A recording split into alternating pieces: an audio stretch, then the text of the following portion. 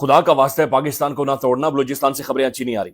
तो चलिए शुरू करते हैं। बलूचिस्तान के हवाले से जनाब ये सूरत हाल है कि पिछले 24 घंटे में चीज़ें जो हैं वो बहुत ज़्यादा टेंस हो गई हैं। Complete internet and the network blackout in Quetta. Internet बंद, बिजली बंद, सब कुछ बंद। आपने सबसे पहले घबराना नहीं है। बलूचिस्तान समेत पूरा पाकिस्तान अभी ट्रेन हाईजैक के सदमे से नहीं निकला था कि एक और सनसनीखेज वीडियो सोशल मीडिया पे ट्रेंड करती हुई नजर आ रही है। पुलिस के दरमियान और ये जो बलोच यकजहती कमेटी है इसके कारकुनान के दरमियान जो है काफ़ी ज़्यादा हालात टेंस हो गए और उसके बाद जो है वहाँ पे आपस में झड़पें हुई हैं और वहाँ पे फायरिंग हुई है। ये किसकी सोच है इस मुल्क के अंदर के एहतजाज करने वालों को हमने गोली मारनी है? एहतजाज जो बंदा करेगा हमने उसे स्ट्रेट फायर मारना है, हमने उसे शूट करना है। हमारे यहाँ ऐसा ही होता है। बहुत सारे राज ऐसे हैं जिनके ताने बाने इंडिया से जाकर जुड़ते हैं। अब बलोच यकजहती कमेटी जो है वो ये क्लेम करती है कि जी हमारे 3 अफराद जो है वो जाबाज हुए हैं और 6 अफराद जो हैं वो जख्मी हुए हैं फायरिंग के नतीजे में। इंटरनेट बंद, घरों पर छापे, खवातीन की बेहुरमती, पैलेट गन से बच्चों को अंधा करना। इसके पीछे इंडिया की खुफिया एजेंसी रॉ का हाथ है। कोई सेंस है इस बात की? Very alarming, it's very very alarming. मेरे ख्याल में हमें अब वो कहानियां और वो दबे छुपे अल्फाज से निकलकर हमें ये बोलना पड़ेगा कि बराए मेहरबानी मुल्क पर रहम करें, पाकिस्तान पर रहम करें। जबकि बलूचिस्तान पुलिस के जो वहाँ पे करता धरता है वो ये क्लेम कर रहे हैं कि जी 10 पुलिस एहलकार जो हैं इन झड़पों के अंदर जख्मी हुए हैं। सो दोनों साइड जो हैं वो अपने अपने क्लेम्स कर रही हैं। ये वैसा ही है जैसे दरिंदा शिकार को रहम का सबक पढ़ाए। तहरीक तब से चल रही है जब उनके नवाबों को मुशर्रफ ने मारा था, ठीक है, और नो डाउट तब से कुछ ऐसी आर्मी भी बनी, उसके बाद कुछ ऐसी तहरीकें भी चली कि जिसमें उन्होंने कहा कि जी हमें जो है ना वो राइट्स नहीं मिल रहे, तो इसलिए हम जो है ना बलूचिस्तान को अलहदा करना चाहते हैं। देखिए वो बेसिकली बात कर रहे हैं ह्यूमन राइट्स की, ठीक है। अब एक ह्यूमन राइट्स के अंदर खाना, रिहाइश, साफ पानी, बिजली की सहूलत, ये सब एक ह्यूमन राइट्स में आते हैं ना। तो आप मुझे बताएं कि 70% से ज्यादा जो इलाका है बलूचिस्तान का वो तो बेसिक फैसिलिटी से ही जो है वो महरूम है।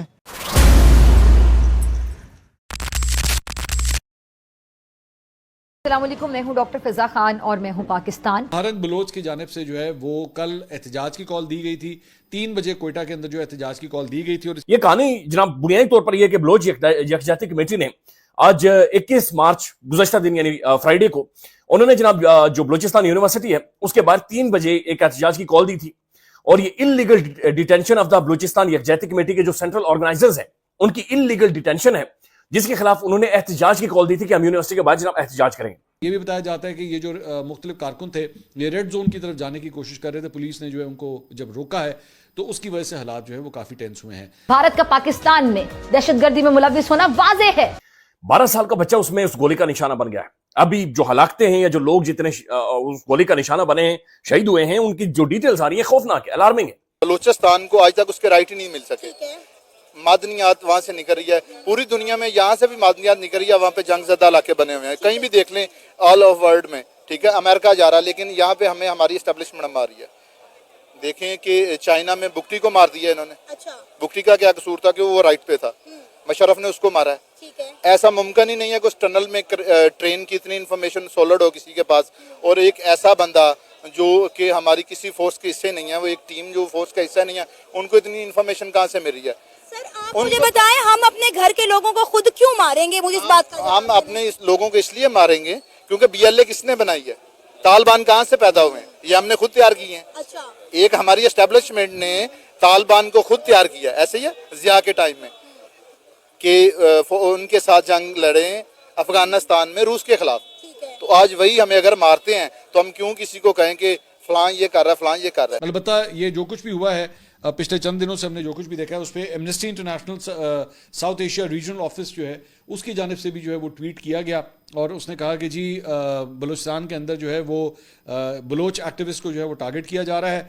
और इसी उसमें उन्होंने ये जो बीबर बलोच हैं और उनके भाई हमल बलोच, उनका भी अपनी ट्वीट के अंदर जो है वो उन्होंने जिक्र किया हुआ है और उन्होंने कहा कि ये इस किस्म की चीज़ें जो है उन्हें ख़त्म होना चाहिए। जो पहाड़ों पर हैं वो तो गद्दार हैं, मगर जो सड़कों पर हैं हुकूक की जंग लड़ रहे हैं उनके साथ भी ये वहशियाना सलूक ये जाहिर करता है कि रियासत सिरे से इनके मसाइल को हल करने को संजीदा ही नहीं है। लिहाजा बलूचिस्तान की जो सूरत हाल है नाज़रीन ये खौफनाक है। ये या तो खराब हो रही है या खराब की जा रही है, बट जो भी है ये इस मुल्क के लिए, हम सब के लिए ठीक नहीं है। किसी किस्म की कोई निगोशिएशंस जो हैं वो महारंग बलोच के साथ हुकूमत ने नहीं की हैं। अब मकसद जो है वो ये भी कहा जा सकता है, डिपेंड करता है आप टेबल की किस साइड के ऊपर बैठे हैं, कि जी महारंग बलोच जो है वो मुज़ाकरात में यकीन ही नहीं रखती, वो मुज़ाकरात करती ही नहीं है।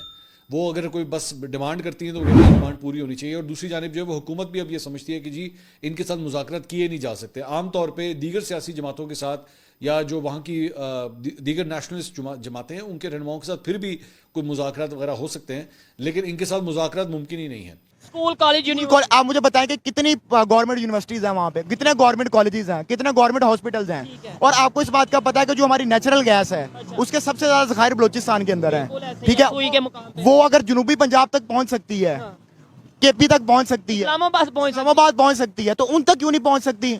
टीटीपी और बीएलए ने पाकिस्तान के खिलाफ हाथ मिला लिए हैं। आपको क्यों लगता है हम अपने ही घर के लोगों को क्यों मारेंगे? क्या आप अपने घर के लोगों को मारेंगे डॉलर्स के लिए? मैम देखें कि मैं वही बता, अगर कोई आपको डॉलर दे और कहे कि अपने बच्चों को मार दो, अपनी फैमिली को हर्ट करो, क्या आप करेंगे? ये मेरा सुनोगे तो फिर मैं दसांगा। जी जी सुनाए। ये देखें पीएसए आर्मी पब्लिक स्कूल में ब्लास्ट हुआ है, एक बंदा पकड़ा गया, आर्मी की कस्टडी से भाग गया। ऐसा मुमकिन है कि वो भाग जाए? ऐसा मुमकिन ही नहीं। ठीक है, वो भी इन्होंने खुद एक प्री प्लान था।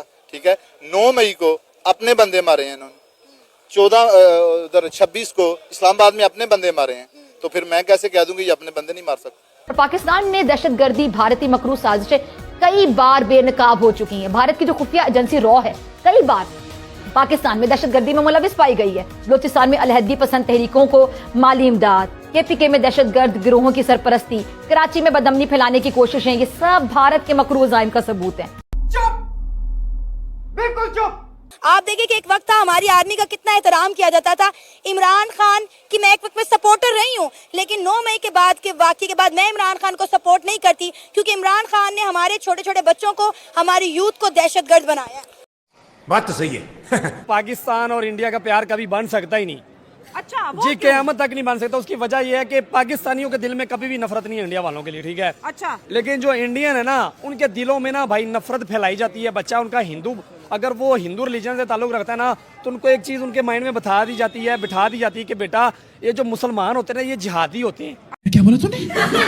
और मुसलमान घर में जो बच्चा पैदा होता है उनको ये नहीं कोई बताता कि भाई हिंदू ऐसे हिंदू वैसे, नहीं बताया जाता। लेकिन वहाँ पे जो हिंदू पैदा होता है उनको ये बताया जाता है कि ये मुसलमान होते हैं, ये आतंकी होते हैं, ये जिहाद करते हैं। बीएलए ने इस वक्त पाकिस्तान का माहौल खराब किया हुआ है। जाफर एक्सप्रेस के बाद आप देखें कि पाकिस्तान में एक के बाद जो एक है कई हमले देखने को मिले हैं, और हम ये कह रहे हैं कि इसके पीछे तमाम तर जो है वो काम जो है वो इंडिया का है।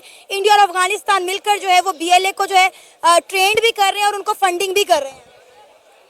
हर चीज का there is not unity solution, there should be the political dialogues. उनके कोई मसले होंगे, कोई हमारे मसले होंगे, we should have to political.